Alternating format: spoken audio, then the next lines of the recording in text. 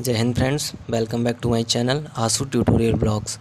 Friends, पिछले video में route of administration के बारे में बात की थी, जिसमें इंटरल रूट पढ़ लिया था। सेकंड हमारा है पेरेंटल रूट। तो इस वीडियो में हम लोग बात करेंगे पेरेंटल रूट की। ठीक है, पेरेंटल रूट पूरा इस वीडियो में हम कंप्लीट करेंगे।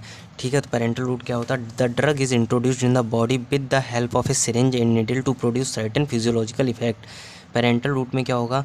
देखो, पेरेंटल जो ड्रग विदाउट एंट्रल दी जाए, मतलब ये है जो जीआईटी से पास होके ना जाए, अदर देन जीआईटी है, यानी अदर देन इंटरल। इंटरल ड्रग क्या होती हैं? जीआईटी से पास होके जाती हैं, लेकिन ये पेरेंटल ड्रग क्या होंगी? जीआईटी से पास होके नहीं जाएंगी। ठीक है, तो the drug is introduced in the body with the help of syringe and needle to produce certain physiological effect. इसमें ड्रग जो भी होगी वो इंट्रोड्यूस कराई जाएगी बॉडी में सिरिंज और नीडल की हेल्प से। ठीक है, उसके बाद वो अपना फिजियोलॉजिकल इफेक्ट शो करेगी।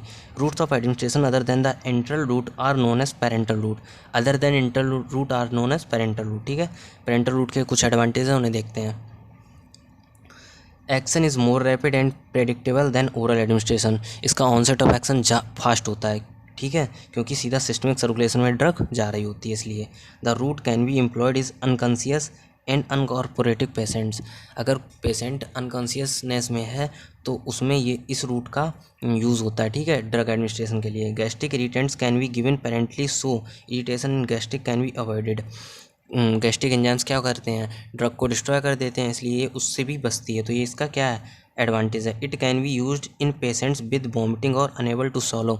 इसका यूज़ वहाँ भी कर सकते हैं जो पेशेंट्स वॉमिटिंग की प्रॉब्लम होती है, उन्हें ड्रग लेते ही वॉमिटिंग स्टार्ट हो जाती है, और जिन पेशेंट्स को ड्रग को सॉलो करने में प्रॉब्लम होती है, ठीक है, उनके लिए बेस्ट है, एडवांटेज है उसका। ठीक है, digestion by the gastric and intestinal juices and the first pass metabolism are avoided.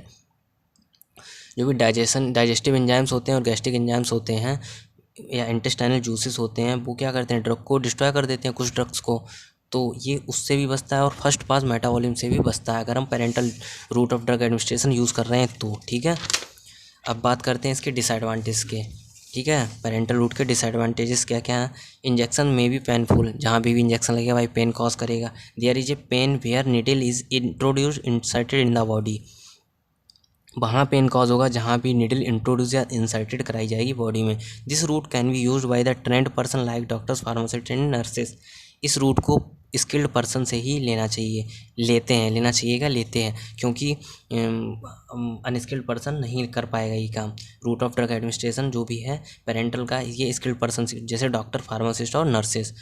The needle and syringe are required should be properly sterilise. जो नीडल और सिरिंज यूज़ कर रहे हैं वो प्रॉपरली स्टेलाइज होनी चाहिए, उसमें कोई कंटामिनेशन नहीं होना चाहिए। Irritant drugs then administered through this route irritate muscles and abscess में फॉर्म्ड। जो भी इरिटेंट ड्रग्स होती हैं वो क्या करती हैं? इरिटेशन कॉज कर देती हैं मसल्स में, तो इसका एक ये क्या है? डिसएडवांटेज है। The excess of dose is administered can not be taken back, more side effect may occur. इसमें क्या होता है? अगर हमने ओवरडोज दे दिया किसी पेशेंट को तो टेकन बैक नहीं हो सकता, ये इसका क्या है? ड्रॉबैक, डिसएडवांटेज बहुत इंपॉर्टेंट है ये इसका। पेरेंटल रूट में अगर हमने किसी को ओवरडोज दे दिया है तो वो टेकन बैक नहीं कर सकते, उसे बैक नहीं कर सकते हैं। ठीक है, अब इसका पेरेंटल रूट का फर्स्ट है injection. Injection are given with the help of syringe and needle in the body fluids and tissues.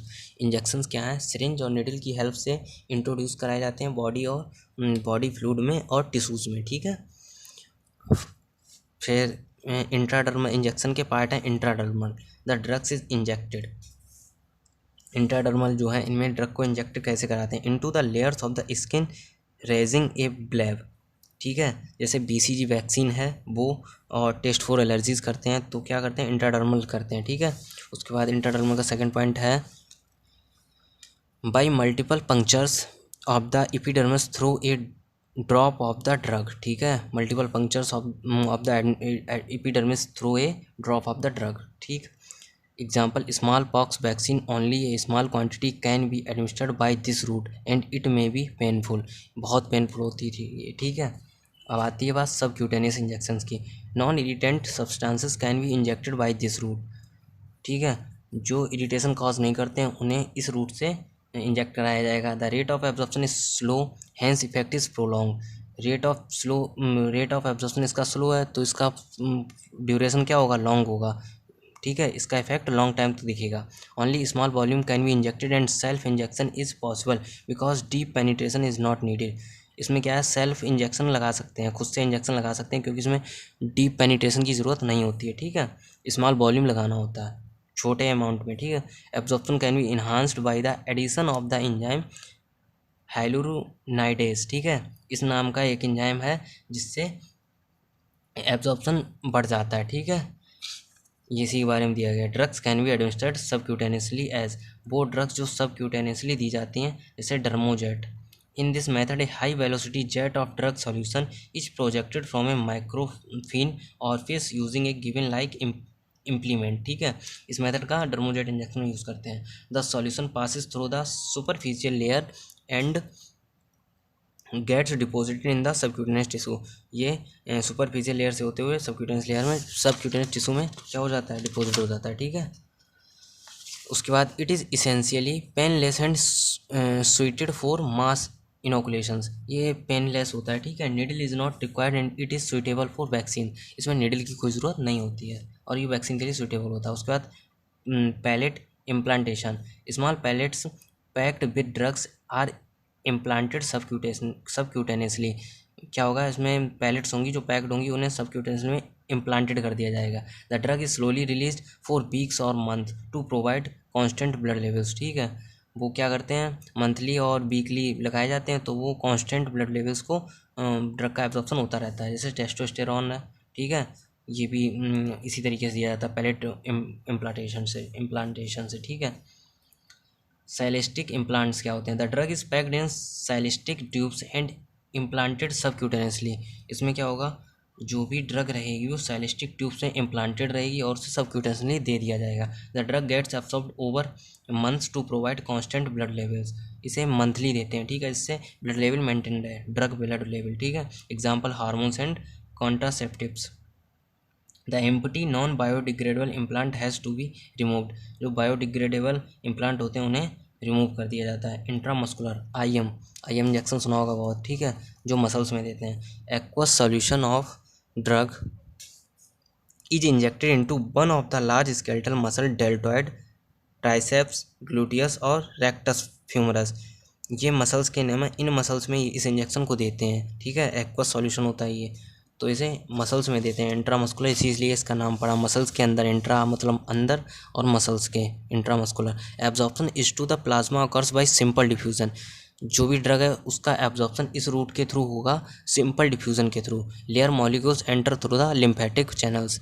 जो भी मॉलिक्यूल्स रहेंगे, लार्जर मॉलिक्यूल्स, वो लिम्फेटिक चैनल्स के क्या होंगे, लिम्फेटिक चैनल से एब्जॉर्ब हो जाएंगे सिंपल डिफ्यूजन के through. As the muscles are vascular absorption is rapid. अगर मसल जो है वैस्कुलर तो एब्जॉर्प्शन रेट बढ़ जाएगा।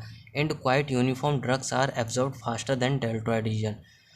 डेल्टॉइड रीजन से एब्जॉर्प्शन फास्ट होता है than gluteal region, specially in women. Deltoid region से एब्जॉर्प्शन फास्ट होगा कंपेयर टू ग्लूटियल रीजन। ये वुमेन्स में स्पेशली देखा जाता है, ठीक। एडवांटेज क्या है इसके, इंट्रामस्कुलर रूट इज़ रिलायबल, ठीक है, ये क्या है, रिलायबल है।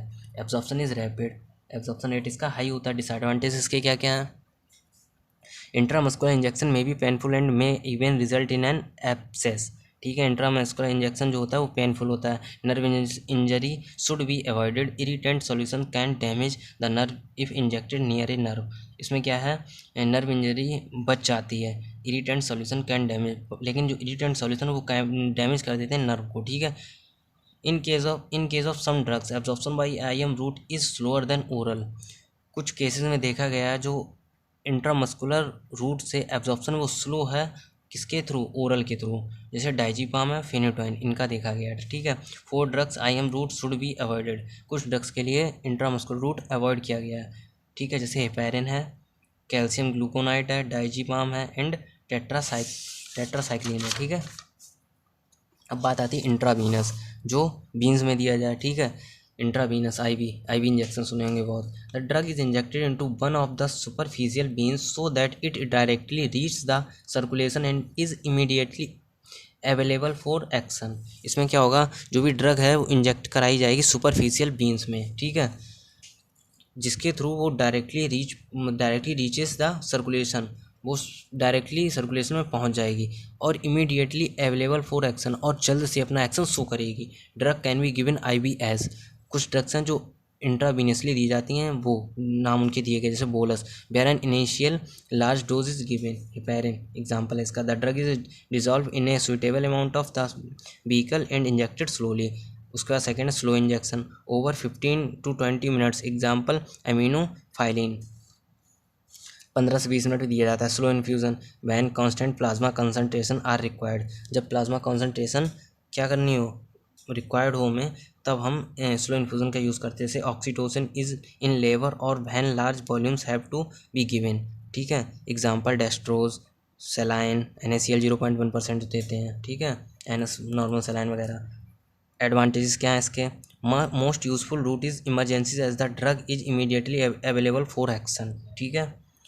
क्या है, मोस्ट यूजफुल है इमरजेंसीज केसेस में। Large volumes of solution can be given, large solution दे सकते हैं ड्रग का, ठीक है। Irritants can be given by this route as they get quickly, irritant solution भी दिए जा सकते हैं इस रूट से और वो ब्लड में डाइल्यूटेड हो जाते हैं। उसके बाद provides predictable blood concentration with 100% bioavailability, जितना हमने ड्रग का अमाउंट दिया है वो पूरा अमाउंट अपना इफेक्ट शो करेगा, तो इसकी 100% बायो अवेलेबिलिटी होती है। Rapid dose adjustment are possible if unwanted effect occur, इसका क्या है, जो भी ड्रग का एडजस्टमेंट है वो रैपिड हो सकता है, ठीक, पॉसिबल है। इन्फ्यूज़न कैन बी स्टॉप, और जो इन्फ्यूज़न दे रहे हैं उन्हें स्टॉप भी किया जा सकता है।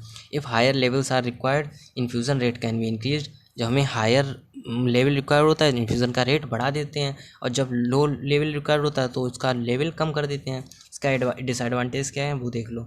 इरिटेशन ऑफ द वेन्स में कॉज थ्रोम्बोफेलेबाइट्स, ठीक है। Only aqueous solution can be given IV but not suspension, only oily suspension and debit prevention, ठीक है। Oily aqueous solution can be given, IV से ऑयली एक्वस सॉल्यूशन दिए जा सकते हैं। सेल्फ मेडिकेशन इज डिफिकल्ट, खुद से इंजेक्शन नहीं लगा सकते हैं। Risk of embolism though rare, risk of embolism होती है, ठीक है, कम होती है लेकिन होती है। Once injected the drug can not be withdrawn, एक बार अगर ड्रग दे दी है उसे विड्रॉ नहीं कर सकते, इसका साइड इफेक्ट है, ठीक है। अब जो इंट्रापेनिटोलियन और आगे के जो भी बचे हैं वो अगली वीडियो में मिलेंगे आपको, ठीक है। Thank you.